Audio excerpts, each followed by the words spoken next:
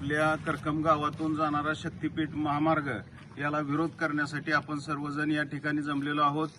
सर्वप्रथम मी गावकऱ्यांचं मनापासून आभार व्यक्त करतो की त्यांनी एकजुटीनं संपूर्ण गाव बंद ठेवून या सर्व बाधित शेतकऱ्यांच्या पाठीशी ठामपणे उभा राहण्याचा त्यांनी निर्णय घेतला। त्याबद्दल मी सर्व गावकऱ्यांचे मनापासून आभार व्यक्त करतो। आणि आपल्या गावाची ओळख बघितलं, आपण पूर्वीपासून बघितलं तर आपली ओळख आहे द्राक्षाचं गाव, द्राक्षाचं करकम कासेगाव ही द्राक्षाची गावं महाराष्ट्राच्या नकाशावर द्राक्षाचं गाव म्हणून करकमची ओळख निर्माण झाली।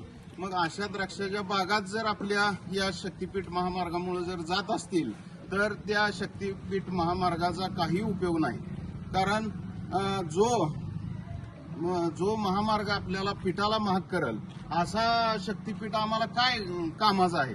आणि या ठिकाणी जरी बाबा खूप मोठा महामार्ग आहे, विकास होणार आहे, प्रगती होणार आहे, पण तरी सुद्धा सोन्याची सुरी असली म्हणून काय ती खुपसून घ्यायची का आपण? त्यामुळं किलोमीटर पाईपाने आम्ही कशाने येते सर? त्यामुळं आपण सर्वजण या ठिकाणी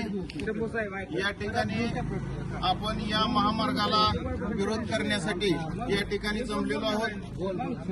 आपल्या सर्वांच्या भावना या ठिकाणी आपण सनदशीर मार्गानं, लोकशाहीच्या मार्गानं आमचे नेते आदरणीय प्रशांत मालक त्यांच्याशी आमची चर्चा झालेली आहे। या सर्व शेतकऱ्यांच्या भावना आपण त्यांच्या माध्यमातून पालकमंत्री आणि मुख्यमंत्री देवेंद्रभाऊ फडणवीस साहेब यांच्याकडे आपण या सर्व शेतकऱ्यांच्या भावना त्या ठिकाणी पोहोचवणार आहोत आणि ते सुद्धा पॉझिटिव्ह मार्ग यातून काढतील अशी अपेक्षा या ठिकाणी आपण व्यक्त करू। कारण या ठिकाणी मला सांगावं असं वाटतं की एखादं छोटंसं बुडूक सुद्धा विशाल अशा जहाजाला बुडवू शकतं। त्यामुळं हा जर समजा या शक्तीपीठ विरोधाचा वणवा संपूर्ण राज्यामध्ये जर निर्माण झाला तर परिस्थिती हाताबाहेर जाण्याची शक्यता आहे। आणि हा जो शेतकरी वर्ग आहे, हा शेतकरी वर्गच आपलं सर्व गावकऱ्यांचं बलस्थान आहे।